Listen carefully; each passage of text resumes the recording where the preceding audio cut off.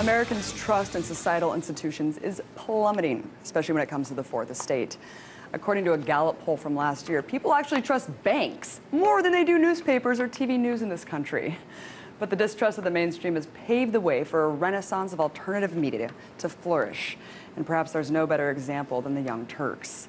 The Young Turks is a purely online network of shows and political commentary that has become one of the most popular channels on YouTube with over 1 billion views.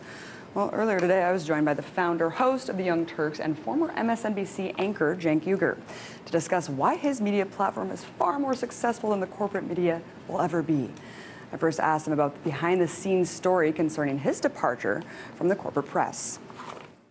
Well, I got a speech a couple months before they made the switch on time slots, saying that I needed to be more pro-establishment. Literally, that's exactly what they told me, which was amazing to me.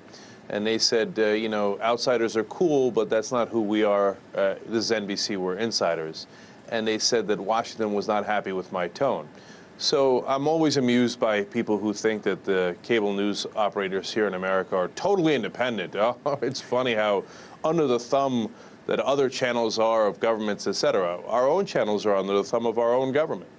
Right, and of course, you know, people guffaw at the notion of censorship. Oh, I don't self-censor, says Piers Morgan. But, you know, Cenk, you bring up a good point, which is that we have this corporate media apparatus that is actually towing the line of the establishment.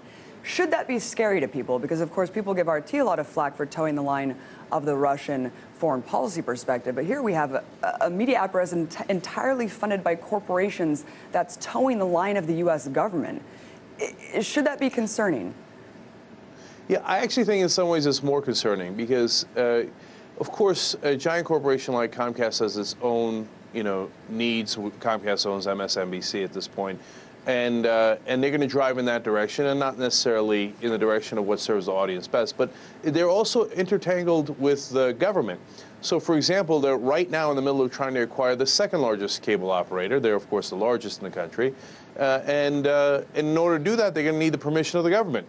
So it might help if they were friendly with the government. The previous owner of NBC was GE, one of the largest defense contractors in the country. So they have a ton of contracts that are related to the government. So those things are, as I personally witnessed, totally intertwined with one another. And so to give you more detail on what happened with me, you know, they said, okay, we're going to move you to the weekends and out of prime time at 6 o'clock. And I remember in the conversation I asked, look, are my ratings okay? Full well knowing the answer that they were actually the best ratings that they had at 6 o'clock until then. And of course the answer was yes, your ratings are excellent. And I said, if you move me to the weekends, if I've done everything you've asked internally, right, and it's not the content and it's not the ratings, well, then what is it? And it was met with about 30 seconds of the most awkward silence you've ever heard in your life. So yes, they're intertangled, and yes, they make decisions based on that.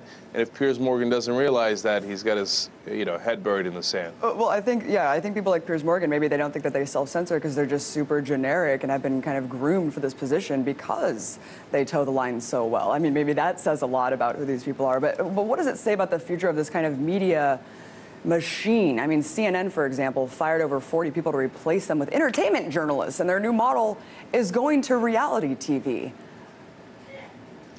Yeah, you know, there's so many different parts of that. First of all, I think a lot of people on TV are good people, and they don't even quite realize that they're part of this machine.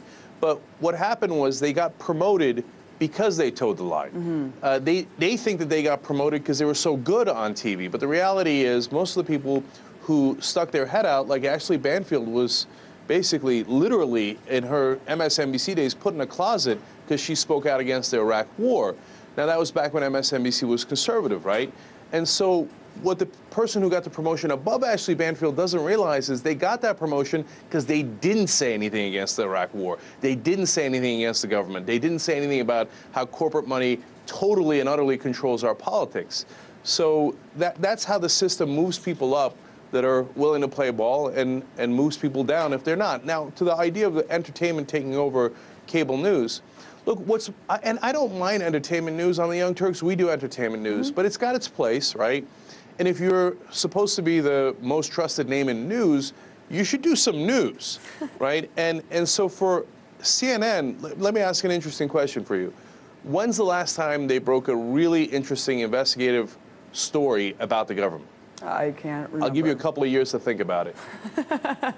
Yeah, I mean, the lockup on MSNBC is enough, but now that CNN's going to go half reality, you're right. I mean, these 24-hour news channels, it's like, what is going on here? I mean, and of course, that one story that the mainstream just can't get enough of is this missing plane. I swear to God, every time I look at the TV, they have toy planes holding it up, and trying to figure out what happened. Completely speculative. We're not learning anything new.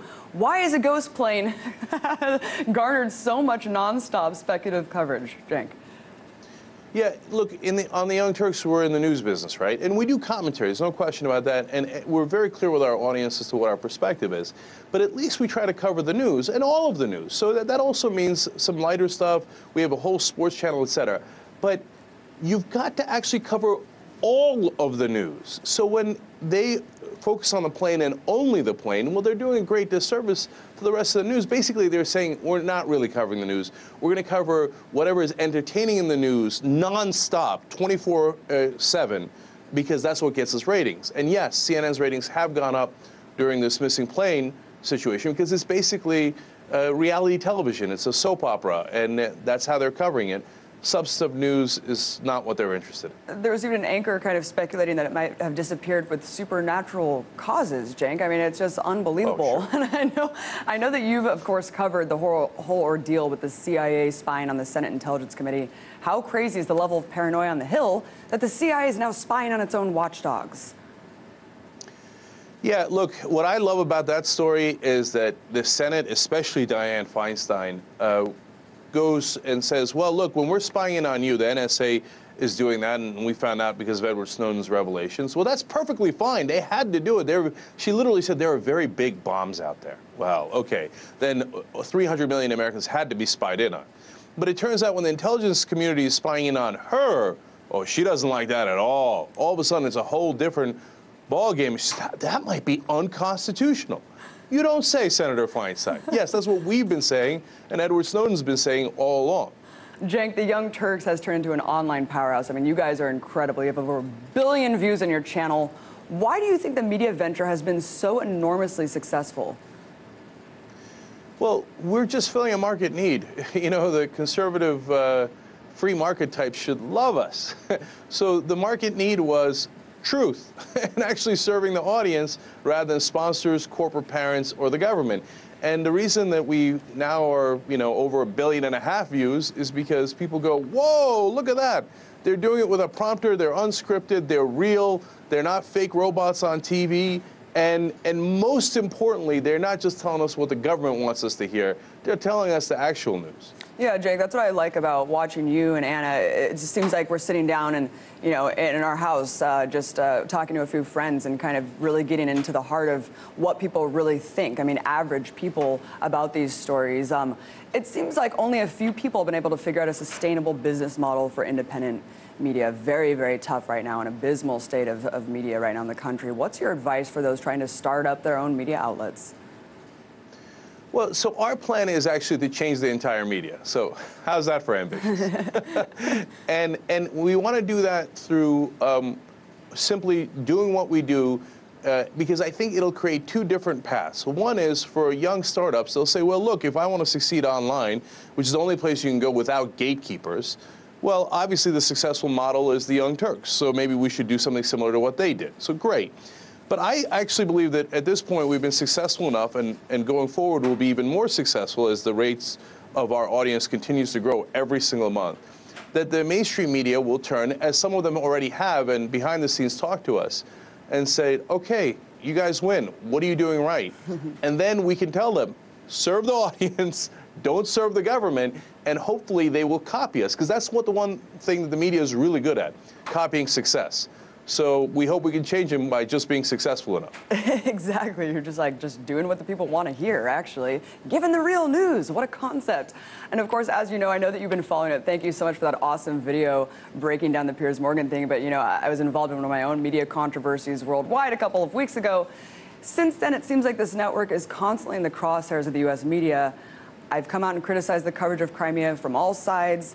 Were you surprised to see this story kind of spun out to discredit RT ultimately, instead of just a discussion, a broader discussion about journalistic integrity and editorial freedom across all media outlets?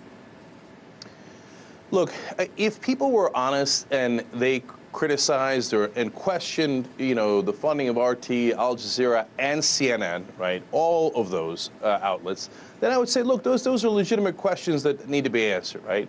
But that's not what they're doing. Instead, what they're doing is, look at RT, tut, tut, tut, as if they're better than RT and that they're somehow more objective and they don't cater to their government, which is ridiculous. CNN has lost so much credibility all across the world because everybody knows that they cater to the U.S. government. When's the last time CNN questioned the government? This is not what they do.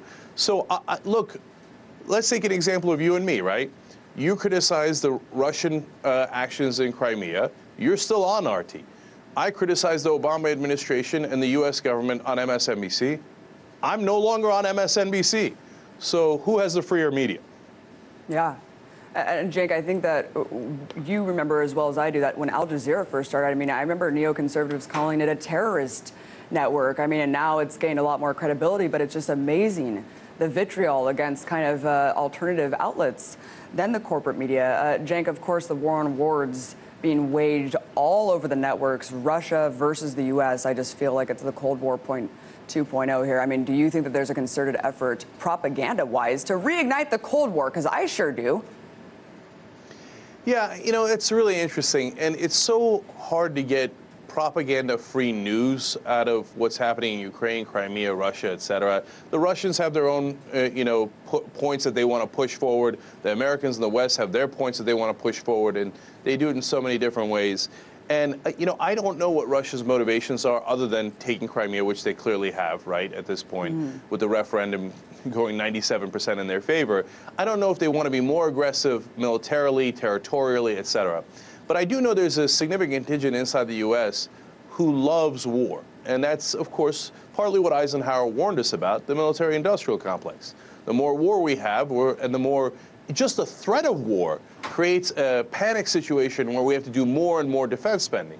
So those guys have a lot of lobbyists, and they have a lot of power in Washington.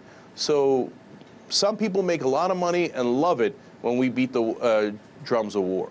Right, no doubt. I mean, there's tons of think tanks here that are just constantly fear-mongering us, shifted over from the Middle East now to Russia, and it's no joke, Cenk. I really hope that we can scale back, push peace, push diplomacy. Thank you so much. You're amazing. Thank you so much for coming on today. Cenk Uygur, on the heels of the earthquake there in L.A., host of the Young Turks. Everyone check it out. Thank you, Abby, and thank you for your strong convictions. We appreciate it. Thanks, man.